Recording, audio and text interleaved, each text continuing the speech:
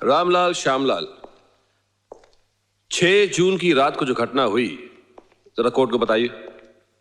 जी 6 जून को रात के कुछ 10 बजे होंगे, जब मैं अपने घर जा रहा था। इतने में मैंने देखा राजीव साहब अपनी गाड़ी में बैठकर अपने बंगले की तरफ जा रहे थे। तुम उस बंगले के सामने क्या कर रहे थे? उनका बंगला रामलाल श्यामलाल के रास्ते में आता है जी। चलो ये मानकर चलते हैं कि राजीव सेठ का बंगला तुम्हारे रास्ते में आता है, पर क्या तुम यकीन से कह सकते हो कि रात को 10 बजे जो गाड़ी बंगले में गई वो राजीव सेठ की थी? बत्ती जल रही थी जी। मैं भी आगे बढ़ा, सोचा रामलाल श्यामलाल मौका अच्छा है, सेठ जी से मिन्नत करते हैं और उनसे ड्राइवर की नौकरी फिर से पक्की कर लेते हैं।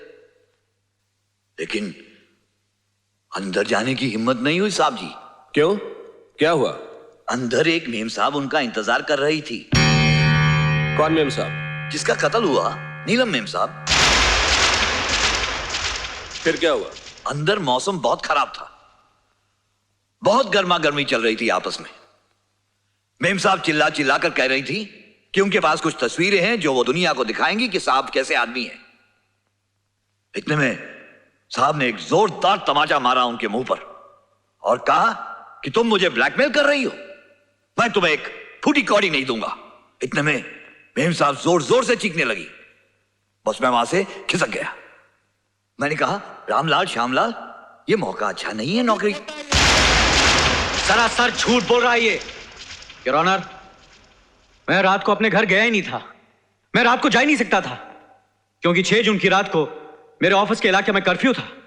मैं कर्फ्यू हटने के बाद सुबह गया था। ये आप कैसे कह सकते हैं? आपके पास कोई सबूत है? जी हां, उस वक्त मेरे साथ ऑफिस में एक औरत थी। वो भी कर्फ्यू की वजह से बाहर नहीं जा सकती थी। हम दोनों सारी रात एक साथ थे। कौन थी वो औरत? उनका नाम बताने का कष्ट करेंगे आप? उस औरत का नाम, बोलिए बोलिए, रुक क्यों गए? किसी की इज्जत का सवाल है। इज्जत? किसकी इज्जत का ढिंढोरा पीट रहा है वो? अव्वल तो आसपास दाएं बाएं कोई लड़की है ही नहीं, और अगर जनाब जान बचाने के लिए कोई गवाह खड़ा कर भी देते हैं तो ले आएंगे कोई लड़की कोठे से उठाकर। तुम ही बताओ सीमा, कोई शरीफ लड़की उस बदमाश के साथ रात कैसे गुजारेगी? गर्दन फंस गई ना साले की, इसलिए छूट पे आ गया है। मैं तो कहता हूं सीमा, उसे फांसी होगी या कम से कम उम्र कैद।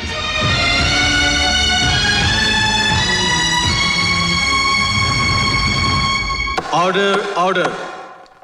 प्रोसिक्यूटर और डिफेंस की दलीलों को सुनकर और गवाहों के बयानात से अदालत इस नतीजे पर पहुंची है कि मिस नीलम मेहता का कत्ल राजीव सिन्हा ने किया है। Your honour, yes. फैसला सुनाने से पहले मैं अपने एक गवाह को पेश करना चाहूंगा जो अपनी मर्जी से सामने आ रहा है, और मैं समझता हूं कि वो सारे केस का रुख बदल देगा। इसलिए इंसाफ की खातिर मैं अदालत से अपील करता हूं कि उस गवाह का बयान सुन लिया जाए। Permission granted. सीमा सक्सेना हाजिर हो।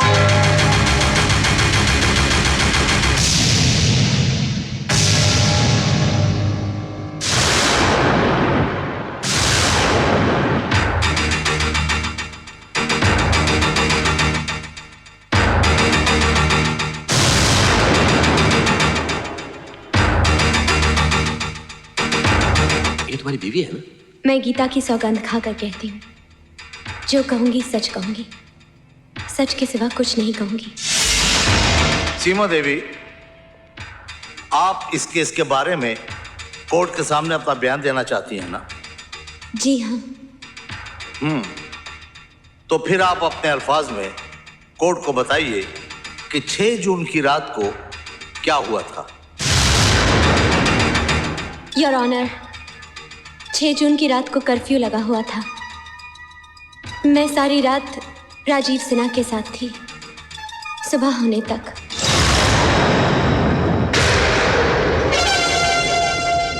आप सोच समझकर अपने होशो हवास में बोल रही हैं? जी हाँ, मैं सच कह रही हूँ। आप कोई गवाह या सबूत पेश कर सकती हैं जो आपके इस बयान को सच साबित करे? कोर्ट इस तरह किसी एक गवाह पर यकीन नहीं कर सकती जिसका इस केस के साथ कोई भी संबंध न हो। जी, उस गवाह का नाम है इंस्पेक्टर एनपी शिंदे। जी हाँ, मैं मिसेस सीमा सक्सेना को पहचानता हूँ। 6 जून को मैंने ही उन्हें कहीं बाहर जाने से रोका था और वो वापस चली गई थी क्योंकि कर्फ्यू की वजह से कोई भी बाहर जा नहीं सकता था। Thank you mister Shinde. Your honour, we rest the case. Mrs Saxena के बयान से और इंस्पेक्टर शिंदे की गवाही से जाहिर होता है कि मिस्टर राजीव सिन्हा निर्दोष हैं। इन्हें कोर्ट बाइज्जत बरी करती है और झूठा इल्जाम लगाने के लिए कोर्ट रामलाल श्यामलाल पर मुकदमा चलाने का हुक्म देती है।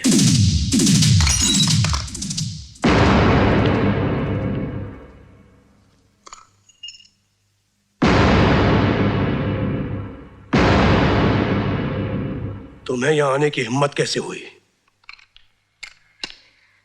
अपने घर आई हूं। तुम इसे घर कहती हो? अरे ये तो वो 4 दीवारी है जहां झूठ बोला जाता है, धोखे दिए जाते हैं, फरेब होता है, जहां रिश्ते नीलाम होते हैं। अमर, मैंने जो कुछ भी किया तुम्हारे लिए किया है। मेरे लिए? अपनी शराफत और इज्जत का सौदा किया, मेरे प्यार को एक जलील इंसान के हाथों बेच दिया, मेरे लिए? हाँ, तुम्हारे लिए। तुम अस्पताल में आखिरी सांसें ले रहे थे, मुझे तुम्हें बचाना था। पैसों के लिए मैं तुम्हारे भाई के पास गई, अपनी मौसी के आगे हाथ फैलाए। जब और कोई रास्ता नहीं मिला तो मुझे सौदा करने के लिए उसके पास जाना पड़ा। और तुमने सौदा कर लिया, बिक गई तुम, उसके आगोश पे ढेर हो गई, जबकि तुम्हारा पति अस्पताल में आखिरी सांसें ले रहा था। नहीं, ये सच नहीं है। तो फिर क्या सच है? क्या वो सच है जो तुमने मुझे अस्पताल में कहा? क्या ये सच है कि तुमने राजीव सिन्हा से पैसे लिए? हाँ, ये सच है, मैंने राजीव सिन्हा से पैसे लिए हैं। तो फिर मुझसे तुमने झूठ क्यों कहा? ये बात मुझसे क्यों छुपाई तुमने? इसलिए कि तुम उस वक्त बीमार थे, तुम में इतनी ताकत नहीं थी कि सच का सामना कर सको। ये क्यों नहीं कहती कि तुम मेरी गरीबी से थक गई थी, रोजी रोटी की चक्रव्यूह से बाहर निकलना चाहती थी, आजाद जिंदगी चाहती थी, दौलत और ऐशो आराम की जिंदगी चाहती थी? लेकिन अमर, वो पैसे मैंने अपने ऐशो आराम पर खर्च नहीं किए, तुम्हारे इलाज पर खर्च किया है, तुम्हें मौत के मुंह से बचाया है। मर जाने देती तो अच्छा था। तुमने जो किया है, पैसों के बदले जो बेचा है, उससे तो मौत ही अच्छी थी। अब तो मैं सोच सोच कर जीते जी मरता रहूंगा, मरता रहूंगा। लेकिन अमर, उसने मेरे साथ कुछ भी नहीं किया, उसने मुझे छुआ तक नहीं। छुआ तक नहीं? उसने कुछ नहीं किया? अरे जिसने तुम्हें हासिल करने के लिए तरह तरह के बहाने ढूंढे, हर तरह की लालच दी, पार्टियां दी, लाखों खर्च किए, उसने तुम्हारे साथ कुछ नहीं किया? नहीं। अरे वो अयाश जो हर औरत को अपनी बिस्तर की जीनत बनाता है, उसके साथ मेरी धर्म पत्नी एक रात गुजारती है और वो कहती कि उसने मेरे साथ कुछ नहीं किया। हाँ? अमर, मुझ पर विश्वास करो। कहती कि मुझ पे विश्वास करो। मुझे सारे शहर में एक मजाक बना कर रख दिया, अब मैं किसी को मुंह दिखाने के काबिल नहीं रहा। उसने चैलेंज किया था कि वो एक दिन तुम्हें खरीद के रख देगा। राजीव सिन्हा कामयाब हो गया, राजीव सिन्हा जीत गया और मैं हार गया, मैं हार गया। नहीं अमर, यूं रोकर अपने आप को दुख मत दो। मैं तुम्हारी सीमा हूं अमर, मैं तुम्हारी सीमा हूं। नहीं, तुम मेरी सीमा नहीं हो, मेरी सीमा तो बिक गई, नीलाम हो गई सीमा। उसने अपने आप को बेच दिया, साथ में मेरे प्यार का भी सौदा कर दिया। चली जाओ इस घर से, दूर हो जाओ मेरी नजरों से। ले जाओ अपने नापाक जिस्म को यहां से। तुम एक नाचने वाली की बेटी हो, जाओ कोई कोठा सजाओ।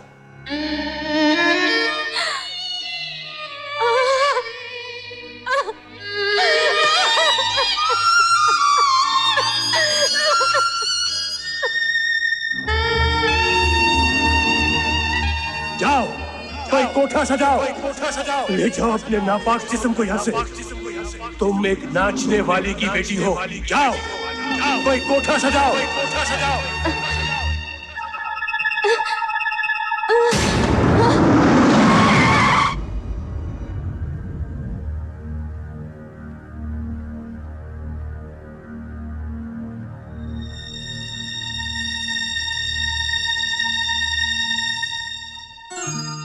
आप माँ बनने वाली हैं। सड़क पर आप बेहोश पड़े।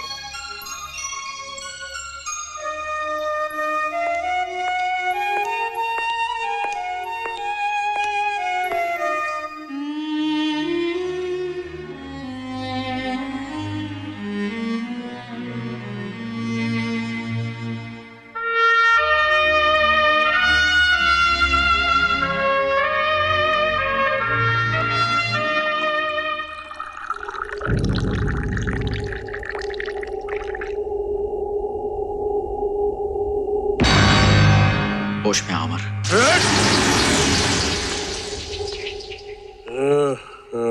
अमर सक्सेना, अपनी आंखों से पर्दा हटाओ। अपनी जलन, अपनी ईर्ष्या से बाहर निकलो। एक मासूम बेगुनाह लड़की पर इल्जाम लगाकर तुमने बहुत बुरा किया है। कल वो खुदकुशी कर रही थी। जिंदगी के इस कारोबार में कोई खरीदता है, कोई बिकता है, कोई जीता है, कोई मरता है। मिस्टर राजीव सिन्हा, तुमने इतनी शराब पी रखी है कि तुम्हें होश भी नहीं है। ये भी नहीं जानते कि वो तुम्हारे बच्चे की मां बनने वाली है। मेरे बच्चे की नहीं, तुम्हारे बच्चे की। राजीव सिन्हा, तुम्हारा वारिस पैदा हो रहा है। जाओ खुशियां मनाओ, घी के चिराग जलाओ, ऐश करो मेरी बीवी के साथ। पछताओगे, पछताओगे अपनी इस गलती पर। हजार आंसू बहाओगे और ये जिंदगी लौट कर नहीं आएगी, कभी लौट कर नहीं आएगी।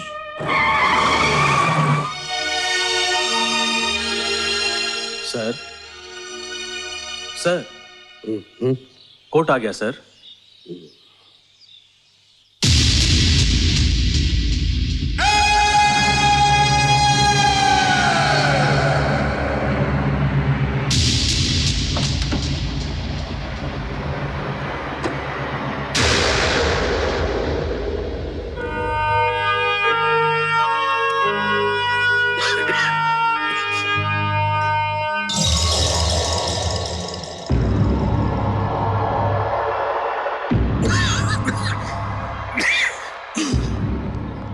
अमर,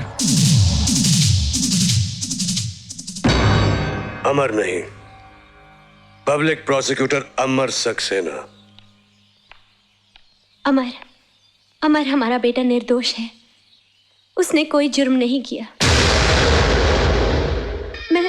मैं सच कह रही हूं, वो निर्दोष है। कानून के इस कारोबार में मैं सच्चाई की बात नहीं करता, मैं तो इंसाफ की बात करता हूं। और फिर वक्त भी यही चाहता है कि इंसाफ हो, और इंसाफ तो होगा ही। एक्सक्यूज मी।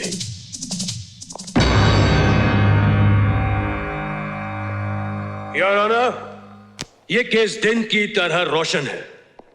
मुलजिम ने न सिर्फ हैंडबैग को पहचाना है, बल्कि उस पर उसके उंगलियों के निशान भी मौजूद हैं। लेकिन जब हैंडबैग खोला गया और उसमें नशीली ड्रग्स पाए गए, तो मुजरिम ने साफ इनकार कर दिया। इससे साफ जाहिर होता है कि मुलजिम जुर्म के मैदान में अनाड़ी नहीं, बल्कि एक मजा हुआ पुराना खिलाड़ी है। बड़े घरों के सर फेरे लड़के महज थ्रिल के खातिर, सनसनी के खातिर जुर्म करते हैं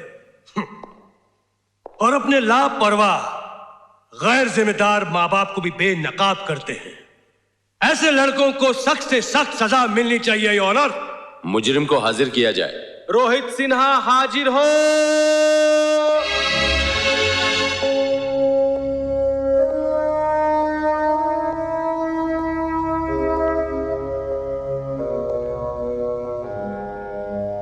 मिस्टर रोहित सिन्हा।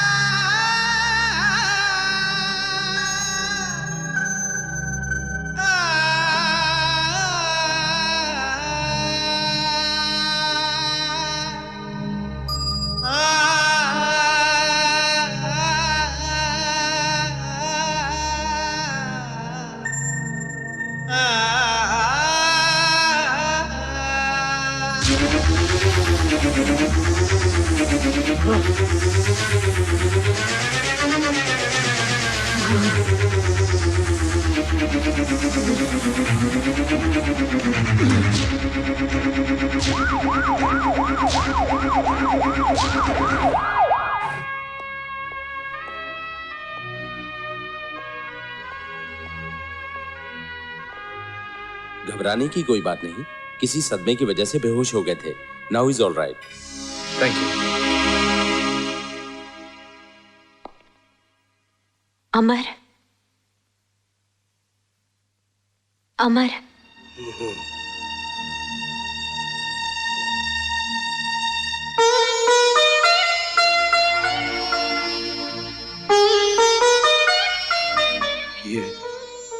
ये मंगलसूत्र तुमने अभी भी पहन रखा है? मैंने कसम खाई थी इसे मरते दम तक पहन के रखूंगी। याद है तुम्हें? लेकिन तुमने तो शादी की है ना? अमर, शादी सिर्फ नाम की थी। सीमा तुम्हारी अमानत है। अपनी गर्ज, अंधेपन और गुरूर से मैंने तुम्हारी जिंदगी तबाह कर दी और तुम दोनों को अलग कर दिया। सीमा और रोहित को अपना नाम देकर मैंने अपने पापों का प्रायश्चित किया है। सीमा तुम्हारी अमर और हमेशा तुम्हारी रहेगी।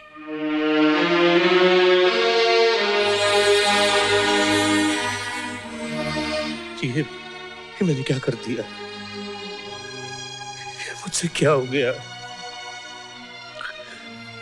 अब तो मैं प्रायश्चित भी नहीं कर पाऊंगा। मैंने अपने छोटेपन और क्रोध के कारण अपने घर को तिनका तिनका बिखेर दिया।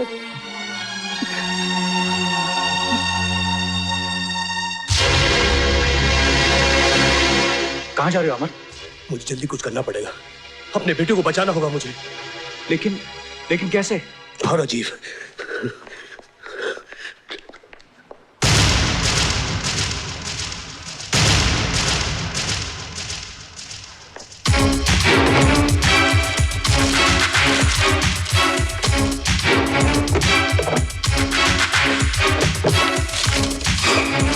क्या ढूंढ रहे हो? नेगेटिव्स, उन तस्वीरों के नेगेटिव्स जिससे रोहित निर्दोष साबित हो सकता है। लेकिन वो नेगेटिव कौन ले जा सकता है? असली मुजरिम जिसने रोहित के साथ अपना बैग बदला था और उसकी शक्ल उस फोटो में साफ दिखाई दे रही थी। मगर अब क्या करें? हो सकता है उस फोटोग्राफर की दुकान में कोई सबूत बाकी बचा हो।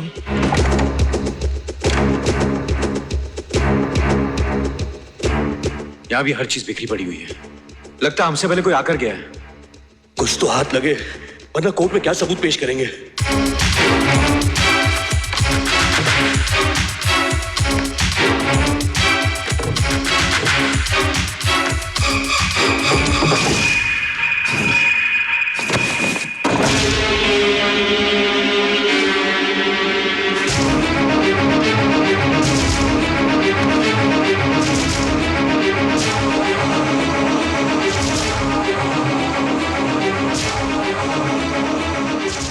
ये किसकी लाश है?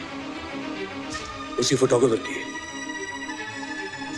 मेरे घर से नेगेटिव्स का गायब होना और इस फोटोग्राफर का खून होना यही साबित करता है कि यह काम उसी मुजरिम का है।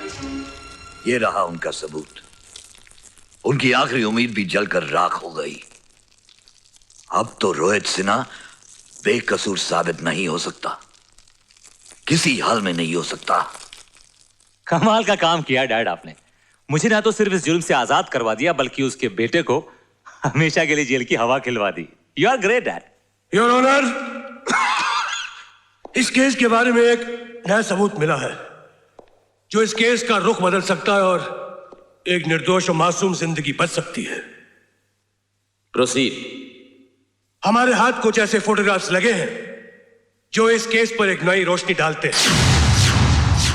हालांकि असली मुजरिम ने अपनी तरफ से बड़ी चालाकी से सारे नेगेटिव्स और प्रिंट्स गायब कर दिए, यहां तक कि फोटोग्राफर को भी मार डाला ताकि सारे सबूत खत्म हो जाएं और वो अपनी जान बचा सके।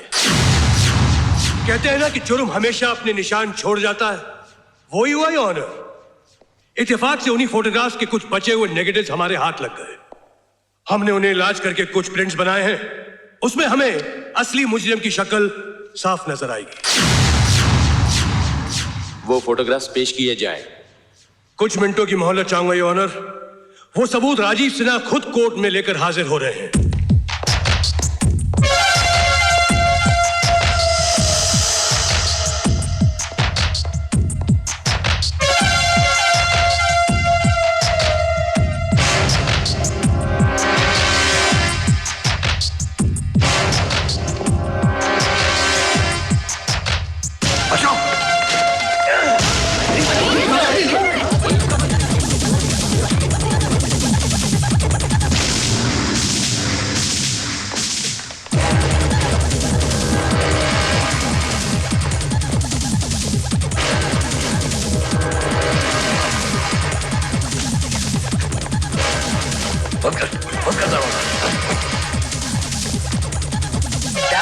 यहाँ से कैसे निकले, कहाँ जाए?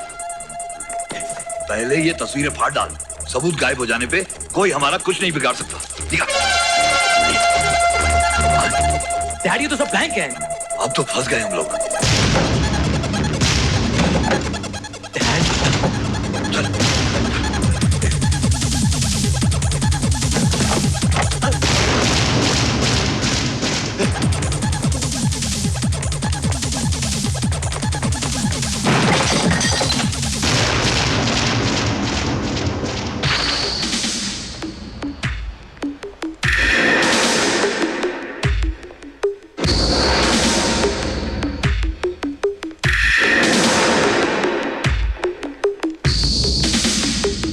अब कहां जाओगे रामलाल श्यामलाल?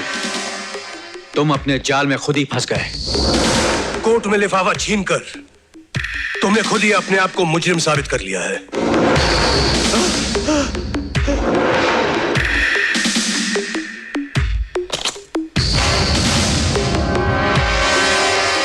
वकील साहब, पकड़ा जाऊंगा तब मुजरिम साबित होगा ना?